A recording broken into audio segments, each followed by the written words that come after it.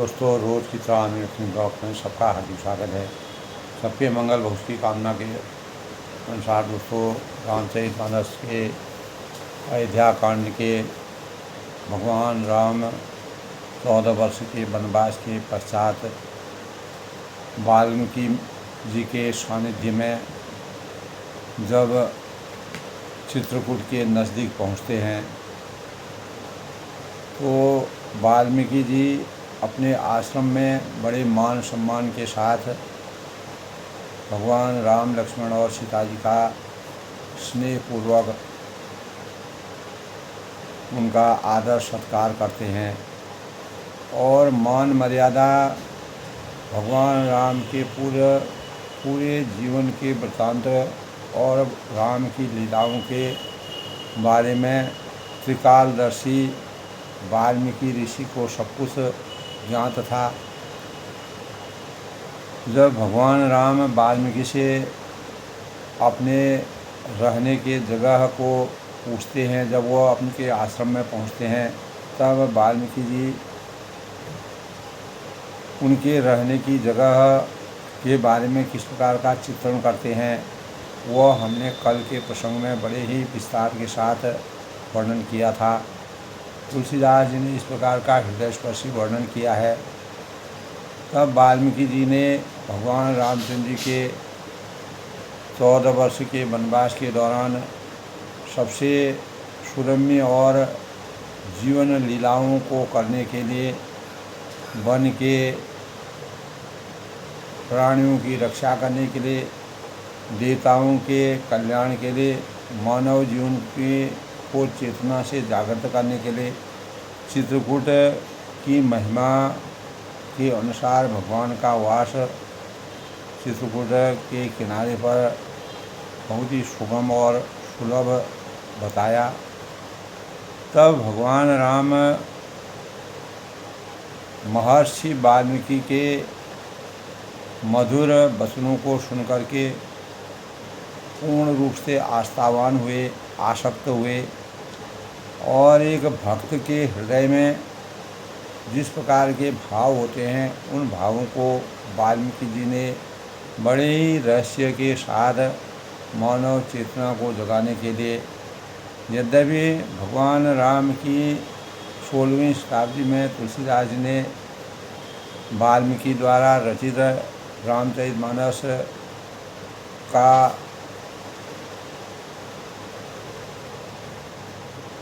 जो रचना की वह वाल्मीकि जी के रहस्यों से ही उत्पत्ति उनकी हुई और तुलसीदास जी ने उनको अपने चारित्रिक ढंग से पेश किया और वाल्मीकि जी ने भगवान राम के साक्षात स्वरूप का जो वर्णन किया है, वही तुलसीदास जी ने जब चित्रकूट के नज़दीक वाल्मीकि जी का आश्रम है, तो आश्रम में जब वाल्मीकि जी के भगवान राम पहुँचते हैं तो ऐसा लगता है जैसे आत्मा और परमात्मा का मिलन हो गया हो और इस जीवन के सर्वशक्तिमान, पूर्ण रहस्यमान, रघुकुल के कुलनंदन शिरोमणि और सूर्यवंशी भगवान रामचंद्र जी की उच्चता और महानता, किस किस के हृदय में भगवान का वास होता है,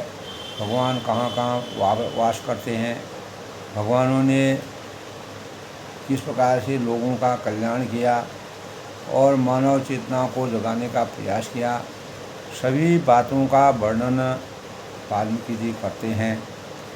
तो चित्रकूट महिमा अमित कही महामुनि गाय, आय नहाय सदित बरो सिय समेत दो भाई। जब वाल्मीकि जी ने भगवान रामचंद्र जी को चित्रकूट के घाट पर भगवान राम जी के निवास को सर्वोपरि बताया, महामुनि वाल्मीकि जी ने चित्रकूट की अपरिमित महिमा, अपार महिमा का बखान कर वर्णन करके कहा कि सीता जी सहित दोनों भाई आकर श्रेष्ठ नदी यानी चित्रकूट के घाट पर मंदाकिनी नदी का प्रवेश होता है मंदाकिनी नदी के तट पर भगवान राम जी का वास उत्तम रहेगा। तो मंदाकिनी में स्नान जब भगवान रामचंद्र ने किया तो उसी का वर्णन कल के प्रसंग में। तो वाल्मीकि जी ने भगवान रामचंद्र जी के स्वरूप का कहाँ सृजन होता है, भगवान राम कहाँ वास करते हैं, और जिनके न तो काम होता है, जिनके हृदय में न क्रोध होता है, न कोई अहंकार होता है, न अभिमान होता है, न मोह होता है। यानी काम कोह मद मान न मोहा, लोभ न शोभ न राग न शोभा। जिनके कपट दंभ नहीं माया, तिनके हृदय बसों लगा। तो भगवान राम किनके हृदय में बसते हैं, उसका बड़ा ही अद्भुत और रहस्यमय वर्णन जो तुलसीदास ने किया है। जिनके न तो काम क्रोध मद अभिमान और मोह है, न लोभ है, न शोभ है, न राग है, न द्वेष, और न कपट है, न दंभ है, न माया है, किसी प्रकार की भी आसक्ति से रहित है। हे रघुनाथ, आप उनके हृदय में हमेशा वास करते हैं, निवास करते हैं। वाल्मीकि जी भगवान के वास्तविक स्वरूप का वर्णन करते हैं, जो सबके प्रिय और सबका हित करने वाले हैं, और जिन्हें दुख और सुख तथा प्रशंसा, बड़ाई, मान मर्यादा, कोई उनकी बड़ाई करे, कोई प्रशंसा करे, उनके हृदय में किसी प्रकार का न दुख होता है न सुख होता है। कोई उनकी निंदा करता है, कोई उनका गुणगान करता है, तो सब समरूप में भगवान देखते हैं। सत्य और प्रिय वचन बोलने वाले भगवान राम तथा जो जागने सोने समय जो मनुष्य आपके शरण में हमेशा शरणागत रहते हैं, उन्हीं के हृदय में आप वास करते हैं। और आपको छोड़कर तुम्हें क्षण गति दूसरी ना हो। परमात्मा के ध्यान में पूर्ण रूप से ब्रह्म में लीन होने वाला व्यक्ति किसी दूसरे के आश्रय में कभी नहीं जा सकता। और राम बसों तिनके मन में, भगवान राम ऐसे ही चिंतन में बसते हैं, ऐसे हृदय में बसते हैं, ऐसे ही स्वरूप में बसते हैं। जननी समझाने पर नारी, और मन में जो पराई स्त्री को जन्म देने वाली माता के समान जानते हैं, और पराया धन जो विष के समान, धूल के समान समझते हैं, उनके हृदय में भगवान राम का वास निरंतर रहता है। और जो हर्ष ही सब पर संपत्ति देखी, जो दूसरे की संपत्ति को देख करके अगर कोई उन्नति करता है, आगे बढ़ता है, उसकी बढ़ाई को देख करके जो प्रसन्न चित्त होते हैं, और किसी की विपत्ति में जो दुख का एहसास करते हैं, उसकी सहायता करते हैं, उसके मनोबल को बढ़ाते हैं, जिन्हें राम तुम प्राण प्यारे। भगवान राम जो है ऐसे ही लोगों के प्राणों के प्रिय हैं, और जिनके मन शुभ सदन तुम्हारे, और उनके मन आपके योगी शून्य भवन के समान हैं। हे तात, जिनके स्वामी सखा पिता माता, तुम्हें माता च पिता तुम्हें बहुत, तुम्हें बंधु सखा तुम्हें बहुत, तुम्हें विद्या धूम तुम्हें सर्वम। यानी हे स्वामी, जिनके स्वामी हैं,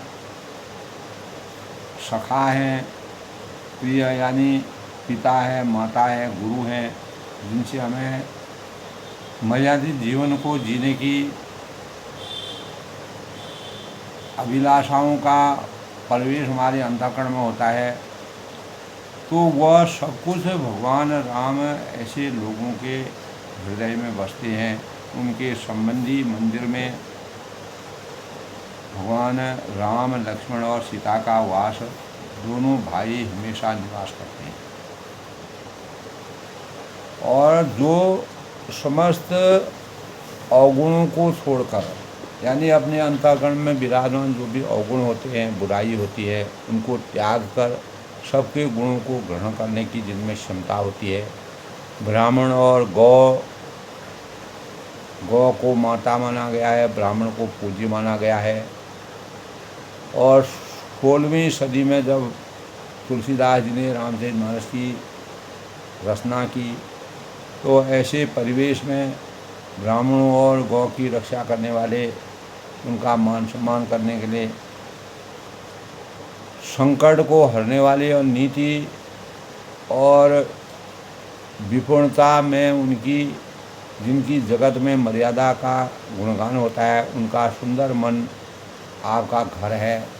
यानी ऐसे सुंदर मन से विराजित लोगों के हृदय में आप बसते हैं, जो गुणों को आपका और दोषों को अपना समझते हैं, और जिसे सब प्रकार से आपका ही भरोसा है, आपके ही शरण में रहते हैं, मनसा वाचा कर्मणा से नित्य आपका ध्यान करते हैं, और राम भक्त जिसे प्यारे लगते हैं, उनके हृदय में आप सीता और लक्ष्मण सहित हमेशा वास करते हैं।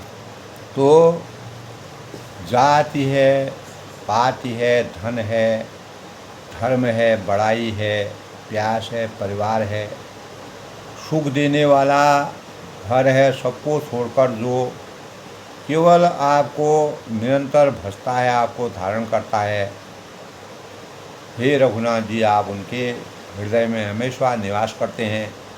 आपका घर वही है, और अन्यत्र आप चराचर जगत के स्वामी हैं। स्वर्ग है, नरक है और मोक्ष है। मानव या तो स्वर्ग प्राप्त करता है, या नरक प्राप्त करता है, या मोक्ष प्राप्त करता है, और यह तीनों दशाएं मानव की उसके कर्मों पर निहित होती है। तो स्वर्ग, नरक और मोक्ष जिसकी दृष्टि में समान है, तो आपकी नज़रों में स्वर्ग, नरक और मोक्ष तीनों एक समान हैं, क्योंकि वह जहाँ तहाँ सब जगह केवल मनुष्य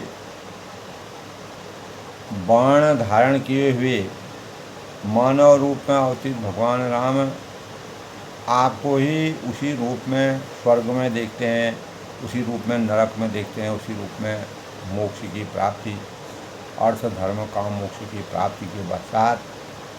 और जो कर्म और वचन और मन से आपके हमेशा सेवक बने रहते हैं, आपके दास बने रहते हैं, आपके शरण में रहते हैं, जिसका हनुमान जी हमेशा आपके शरणागत रहे।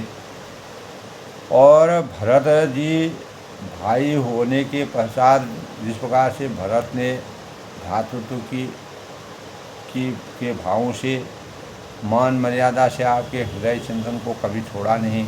हे राम, आप उनके हृदय में डेरा कीजिए।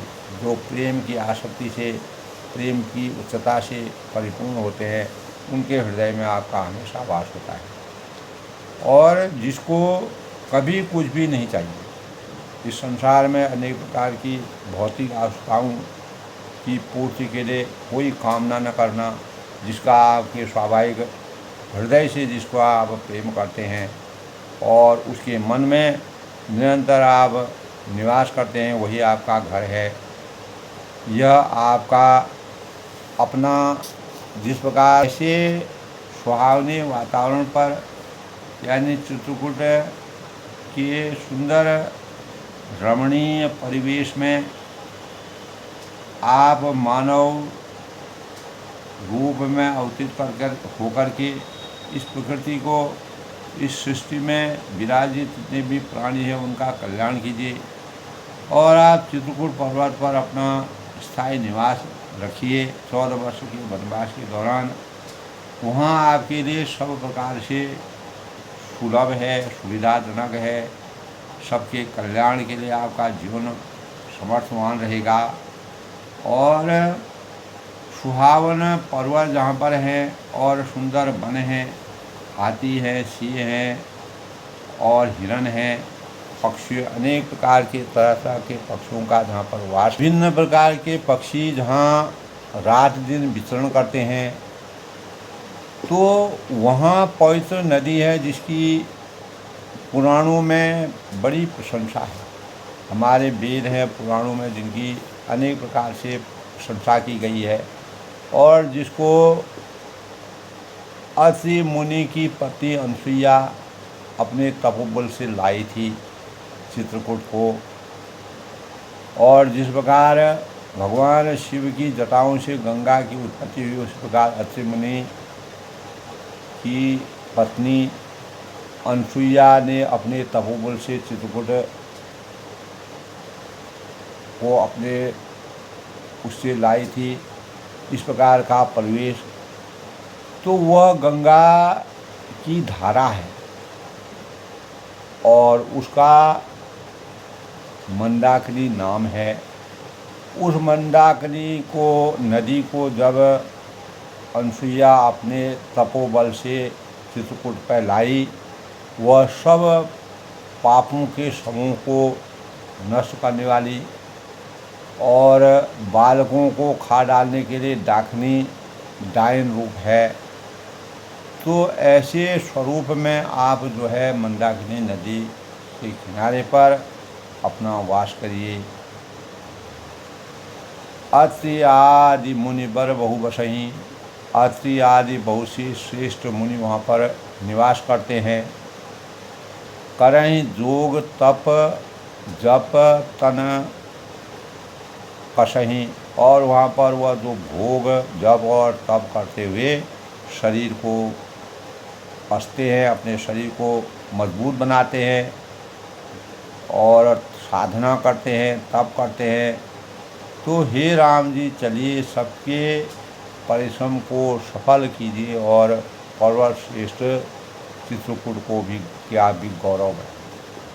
जब आप चित्रकूट पर वास करेंगे तो आने वाला जो सृष्टि है, आने वाला जो इतिहास है, वह भगवान रामचंद्र के नाम को कितना पवित्र करेगा।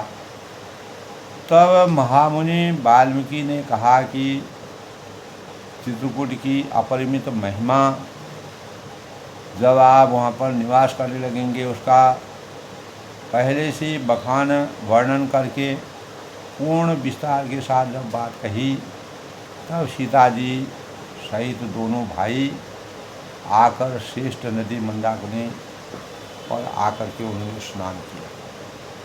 तो कल के प्रसंग की यह बात थी दोस्तों, भगवान राम और वाल्मीकि जी के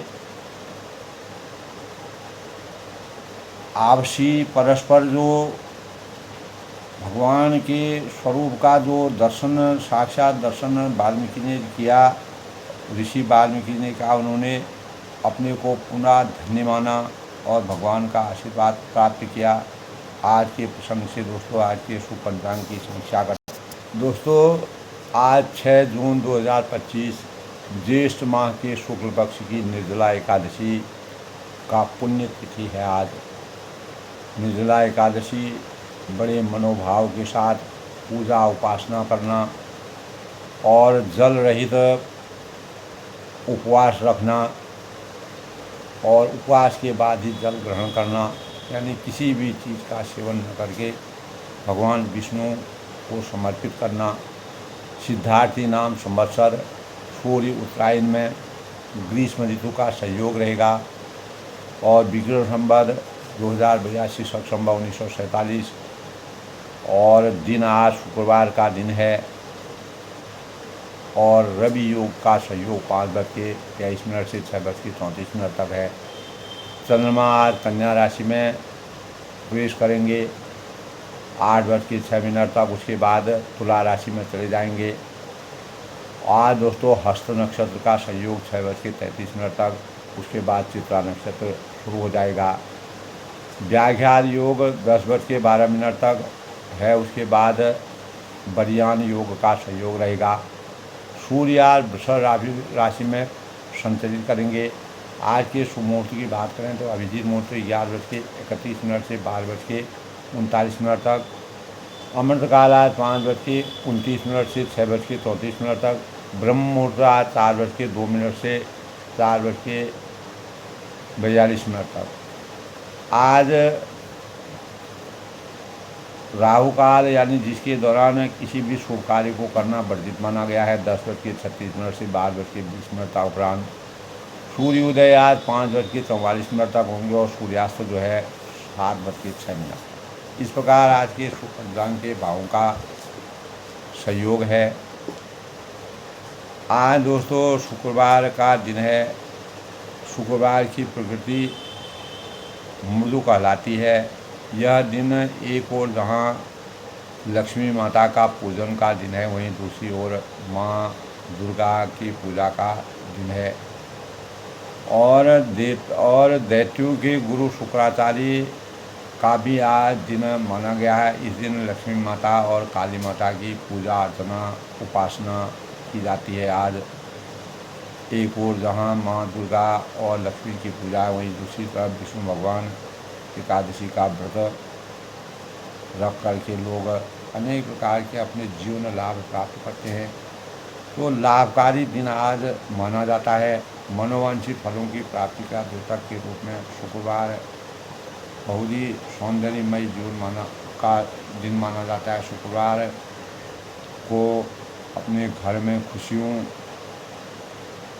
खुशियाँ आती हैं, इसीलिए इसे शांति और दया का दिन माना गया है। शुक्र प्रेम की देवी है और शुक्र ग्रह के नाम से ही यानी शुक्र ग्रह को मजबूत करने के लिए दूध दही घी और सफ़ेद चीज़ों चावल इत्यादि भगवान दुर्गा को और विष्णु भगवान की पूजा आज की जाती है एकादशी के। और भगवान विष्णु भगवान को पीले पुष्प पीले फूल पीले फल और कदली का भोग लगाना चाहिए। और शुक्रवार दोस्तों वैभव लक्ष्मी का दिन माना जाता है। वैभव लक्ष्मी की पूजा करने से धन की कमी नहीं रहती है, सौंदर्य में निखार आता है, ऐश्वर्य की प्राप्ति होती है। शुक्रवार कीर्ति और यश का मानक माना जाता है। धन दौलत प्राप्ति का दिन माना जाता है। शुक्रवार का स्वामी शुक्र होता है। शुक्रवार की रात्रि यानी राशि जो है कुंभ है। और शुक्र को प्रबल करने का मंत्र है ओम ड्रांग द्रिंग द्रुंग सह शुक्राय नमः का जाप अवश्य करना चाहिए। सफ़ेद कपड़े पहनने चाहिए और सफ़ेद वस्तुओं का दान करना चाहिए। गरीब है दीनहीन है ऐसे लोगों की सहायता करनी चाहिए। इस दिन किसी प्रकार के अपशब्द या गलत भाषा का प्रयोग नहीं करना चाहिए। यह दिन मानव जीवन में सफाई सौंदर्य शारीरिक सुख और शौर्य सौंदर्य और सुखवर्धक माना गया है। इस दिन किसी प्रकार का उधार लेन देन नहीं करना चाहिए। लक्ष्मी माता का पूजन करने से वैभव लक्ष्मी की कृपा से धन धान्य से परिपूर्ण जीवन होता है। इसलिए शुक्रवार का दिन शुभ मंगलकारी माना गया। वाल्मीकि द्वारा भगवान रामचंद्र जी को जब चित्रकूट की महिमा का वर्णन करके भगवान राम ने मंदाकिनी नदी पर अपना स्नान दोनों भाइयों और सीता जी सहित स्नान ध्यान किया। रघुबर कहूँ लखन भल घाटू। तो तब श्री राम जी ने कहा कि लक्ष्मण अपने भाई से कहा कि बड़ा ही अच्छा घाट यह है, क्यों करहूँ कतहूँ सब ठाहर ठाटू। अब यहाँ कहीं ठहरने की व्यवस्था करो। लखन दीघ पाई कतर करारा उतर करारा। तब लक्ष्मण जी ने यानी पयस्विनी नदी वहाँ पर बहती थी। उत्तर के ऊंचे किनारे को वो देखा जहाँ पर पयस्विनी नदी थी और कहा कि चौं दिशी फिरऊँ धनुष जिन मारा और कहा कि इसके चारों ओर धनुष जैसा एक नाला फिरा हुआ। ऐसा दृश्य जब उन्होंने देखा तो नदी अनवसर समसब दाना नदी पनच सरसम दम दाना सकल कलुष कलिसाउज नाना चित्रकूट जन अचल अहेरी चुकैन घात मार मुठ घेरी। यानी नदी मंदाकिनी उस धनुष को की प्रतिज्ञा डोरी है और सम दम दाम और बाण। कलयुग के समस्त पाप उसके अनेकों हिंसक पशु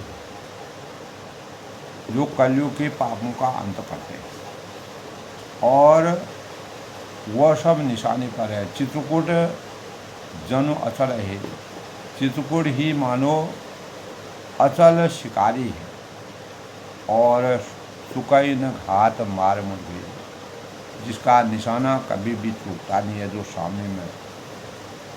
जो सामने से मारता है, अस कही लखन ठाव दिखलावा, ऐसा कहकर लक्ष्मण जी ने स्थान दिखलाया और धलो बिलोग रघुवर सुख पावा। और स्थान को ऐसा पवित्र स्थान देख करके रामचंद्र ने सुख की अनुभूति की। रम्यो राम मन देवन जाना। जब देवताओं ने जाना कि श्री रामचंद्र का यहाँ राम यानी मन रम गया है, चित्रकूट के घाट में परसनी नदी के किनारे पर, तब वे देवताओं के प्रधान यानी खवई यानी जो मकान बनाने वाले होते हैं, विश्वकर्मा को साथ लेकर चले। तो भगवान ने अपने विश्वकर्मा को साथ लेकर के जो मकान का निर्माण करते हैं उनको अपने साथ में लिया। पोल किरात वे सब आए, सब देवता पोल है, भील है, अनेकों वेशों में भगवान के दर्शन करने के लिए आए। रचे परन तन सदन को आए और दिव्य पत्ते और घासों से सुंदर सा उन्होंने पर्णकुटी बना दी। बरन जाए मंजू धूंशाला। तो दो ऐसी सुंदर कुटियाँ बनाई जिनका वर्णन नहीं किया सकता है। तुलसीदास जी कहते हैं कि इतने अरण्य जंगल में परसनी नदी के किनारे पर भगवान राम विराजमान हो रहे हैं, तो सभी देवी देवता अनेकों रूपों को धारण करके भगवान की कुटिया को बनाने में लग गए हैं। एक ललित लघु एक विशाल, और उनमें बड़ी सुंदर छोटी सी थी और दूसरी बड़ी सी थी, यानी दो पर्णकुटी उन्होंने बनवाई। लखन जानकी सहित प्रभु राजा रुचि की। वाल्मीकि ऋषि द्वारा बताए गए मंदाकिनी नदी के में स्नान करने के पश्चात जब भगवान राम ने वहाँ का निरीक्षण किया तो लक्ष्मण जी ने परसनी नदी का दर्शन करके वहाँ की छवि को देख करके अपने लिए सुगम स्थान की रचना करके दो पर्णकुटी का निर्माण और जो विश्वकर्मा को साथ दे करके उन्हें उनका निर्माण किया। अनेकों देवी देवता अलग अलग रूप धारण करके वहाँ पर आए। लखन जानकी सहित प्रभु राजा रुचि निकेत, सो मदन मुनि बेश जनो रति ऋतुराज समेत। तो लक्ष्मण जी और जानकी जी सहित प्रभु श्री रामचंद्र जी सुंदर घास पत्तों के घर में ऐसे शोभायमान हो रहे हैं, ऐसे सुशोभित हो रहे हैं कि मानो कामदेव मुनि का वेश धारण करके पत्नी रति और बसंत ऋतु के साथ शोभित हो रहे हैं। जिस प्रकार बसंत ऋतु के आगमन पर कामदेव और रति अपने अनेक प्रकार की लीलाओं का वर्णन करते हैं, उन्हीं के स्वरूप का भगवान रामचंद्र उन्हीं के स्वरूप में विराजमान, उनसे भी सुंदर स्वरूप में, यानी कामदेव और रति को भी उन्होंने पीछे कर दिया। तुलसीदास जी ने यानी तपस्विनी नदी के किनारे पर बनी हुई जो पर्णकुटी जो बनाई गई उनका अद्भुत वर्णन किया है। भगवान राम का साकार दर्शन करने के लिए अनेक देवी देवता अलग अलग रूप रंग अलग अलग वेश धारण करके भगवान का दर्शन करने आते हैं। अमर नाग किन्नर दिशपाला, चित्रकूट आये तिहि काला, राम प्रणाम कीन सब काहू, मुदित देव लगी लोचन बाहु। तब उस समय देवता, नाग, किन्नर और अनेक दिक्पाल चित्रकूट में आए और श्री राम जी के सब ने अनेक अनेक रूपों में आकर के भगवान राम अंतर्यामी थे, वह सबको पहचान गए और उन्होंने प्रणाम किया। राम प्रणाम कीन सब काहू, मुदित देव लही लोचन लाहू। भगवान राम को सभी ने प्रणाम किया विधि विधान के साथ। देवता नेत्रों का लाभ पाकर आनंद हुए, क्योंकि उनकी रक्षा हो रही है। अनेक प्रकार के जो राक्षसी माया उनका अंत होगा और देवताओं की रक्षा होगी। बरसी सुमन कह देव समाजू, नाथ सनाथ भये हमारी। तब वह आसमान से पुष्प वर्षा करके देव समाज ने कहा कि हे नाथ, आज आपका दर्शन पाकर हम हमेशा के लिए सनाथ हो गए हैं, धन्य हो गए हैं। क्योंकि फिर विनती करके उन्होंने अपने दुसह दुख सुनाए, किस प्रकार की यातनाएं वो वहाँ पर सहन कर रहे हैं। दुखों का नाश का आश्वासन पाकर भगवान ने उनको आश्वस्त किया और हर्षित निज निज सदन सिलाए, और वह प्रसन्न चित्त होकर के, हर्षित होकर के अपने अपने स्थानों को। इसलिए भगवान राम जी को जब वनवास हुआ था, तब कैकेयी के हृदय परिवर्तन करके देवताओं ने अपनी रक्षा के लिए भगवान राम का वो 14 वर्ष का वनवास नीति संगत बताया, अपनी रक्षा के लिए बताया, मानव कल्याण के हित के लिए बताया, परोपकार के बताया, अन्याय और अधर्म धर्म की स्थापना के लिए, अधर्म को हमेशा के लिए समाप्त करने के लिए बताया। तो चित्रकूट रघुनंदन छाए। अब भगवान रामचंद्र जी अयोध्या से आते आते तमसा नदी के किनारे और गंगा नदी, जमुना, प्रयागराज होते हुए गंगा नदी और जमुना में अपना अनेकों लीलाओं को करते हुए, केवट से संवाद करते हुए और वाल्मीकि ऋषि और भरद्वाज ऋषि से संपर्क करते हुए आगे आगे बढ़ते हैं। अब वह चित्रकूट पर पहुँचते हैं। चित्रकूट रघुनंदन छाए, समाचार सुनि मुनि आए। तो भगवान राम जी के चित्रकूट बहुत ही पवित्र जगह मानी जाती है आदिकाल से ही। तो यह समाचार सुन कर बहुत से मुनि आए और रघुकुल के चंद्रमा श्री राम जी के मुदित आवत देख मुदित मुन बन। जितने भी ऋषियों के समूह वहाँ पर आए तो कीन दंडवत रघुकुल चंदा, भगवान को प्रणाम दंडवत करते देखते हैं एक दूसरे को। तो भगवान का दर्शन करने आते हैं। मुनि रघुपरे लाए और ले ही। तब मुनिगण श्री राम जी को हृदय से लगा लेते हैं और सुफल होन हित आशीष दे ही, और सफल होने के लिए आशीर्वाद देते हैं। सिय स्वामित्र राम सभी देखें। वे सीता जी और लक्ष्मण जी और भगवान रामचंद्र जी के सुंदर छवि को देख करके साधन सकल सफल कर देखें और अपने सारे साधनों को सफल हुआ समझते हैं। यानी सभी प्रकार की आसक्तियों की पूर्ति का कारक हमारा जीवन धन्य हो जाएगा। भगवान राम चित्रकूट पर आगे हैं तो किसी भी देवी देवताओं को, नर भानरों को, किसी को भी कोई कष्ट नहीं होगा। यथा जोग सम्मान प्रभु। तो प्रभु श्री राम जी के यथायोग्य सम्मान करके और मुनि मंडलों को विदा किया। सभी मुनि मंडल भगवान के दर्शन करने आए। उन्होंने विधिवत भगवान राम ने सबको अपने अपने स्थानों पर विदा किया, उनसे मिले। करहीं जोग जब जाग तपो। और श्री राम जी ने न जाने से, श्री रामचंद्र जी के न जाने से वे सब अपने अपने आश्रमों में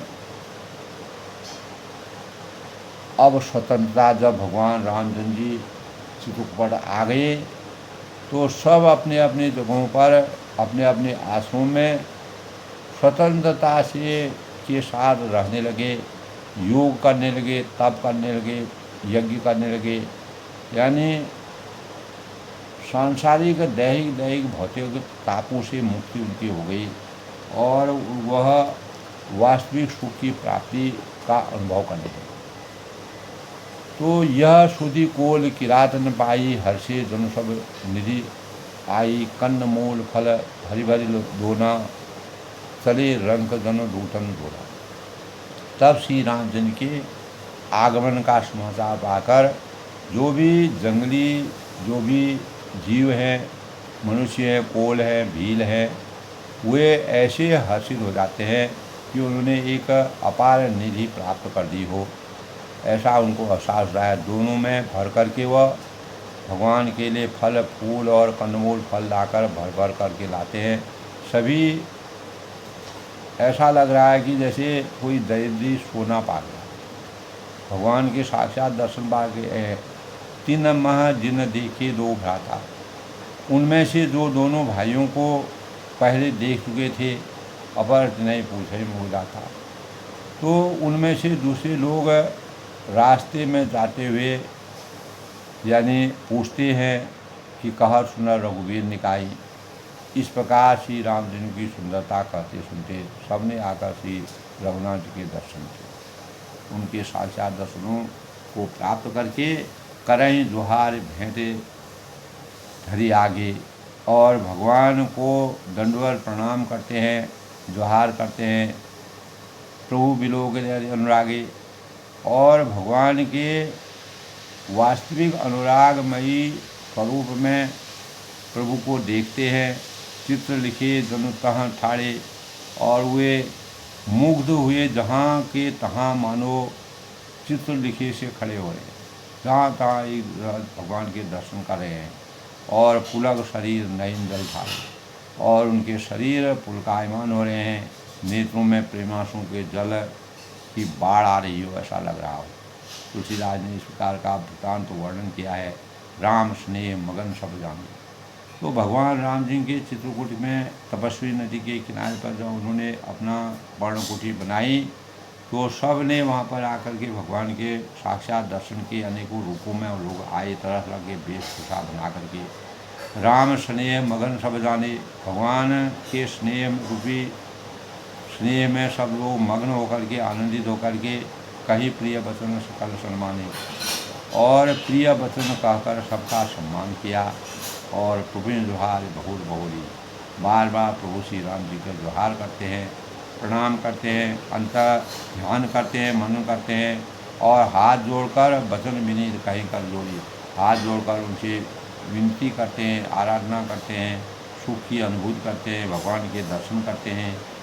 अब हम नाथ सनाथ सब, यानी ऐसी जगह पर जो लोग जिनको भगवान के दर्शनों की कभी भी आशा नहीं थी, उनका जीवन बहुत ही दुरूह था, दुस्सह था, कठिन था, तब वह कहते हैं कि अब हम नाथ सनाथ सब, हम अब सब अनाथों के नाथों यानी अनाथ भी अब यानी अनाथों के नाथ भगवान चित्रकूट पर आ गए हैं। उनके दर्शन हमने प्राप्त कर लिए हैं और भय देख तो उपाय, अब हम सब सनाथ हो गए हैं और हमारे आज तक हम अपना कोई नहीं समझते थे, कोई हितकारी नहीं समझते थे। अब हम हमारे हितकारी परम ब्रह्म परमेश्वर भगवान राम जी विराजमान हो गए हैं। भाग हमारे आगमन रावल कौशल राज। तो हे कौशल राज, हमारे ही भाग्य से आपका यहाँ शुभागमन हुआ।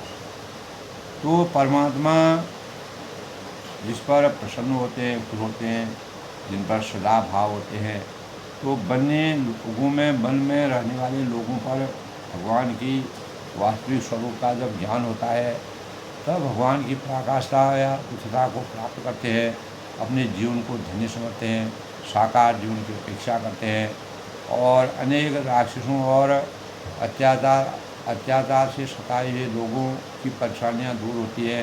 भगवान का 14 साल का वनवास लेना यह मानव कल्याण के लिए बहुत ही हितकारी था, राक्षसों के अंत के लिए और धर्म की रक्षा करने, अधर्म को हमेशा समाप्त करने के लिए। तो दोस्तों, तुलसीदास ने जो वर्णन किया है वह अभूतपूर्व है। भगवान राम चित्रकूट के नज़दीक यानी तपस्विनी नदी के मंदाकिनी नदी और अनुसुईया के कठिन जप से, कठोर तप से मंदाकिनी नदी जैसे आई और तपस्वी नदी के तीर पर किनारे पर उन्होंने अपना पर्णकुटी बनाई। वहाँ पर भगवान के दर्शन करने के लिए जिस प्रकार से लोग आते हैं, अनेक ऋषि हैं, मुनि हैं, कोल है, किरात है, भील है, अलग अलग वेशभूषा में आते हैं और आनंदित होकर के भगवान के स्वरूप में समाहित हो जाते हैं, ब्रह्म में लीन हो जाते हैं। उनके चरणों के दर्शन पाकर सब सुख की अनुभव करते हैं और अनाथों के नाथ सनाथ भगवान का प्रवेश चित्रकूट में होता है। तो आज के प्रसंग में दोस्तों अपनी वाणी को विराम देते हुए कल फिर नए प्रसंग से पेश होता हूँ। तब तक के लिए सबका अभिनंदन। सब इसी प्रकार रामचरित मानस का अध्ययन और श्रवण करते रहें। सबके मंगल की कामना से जय श्री राम।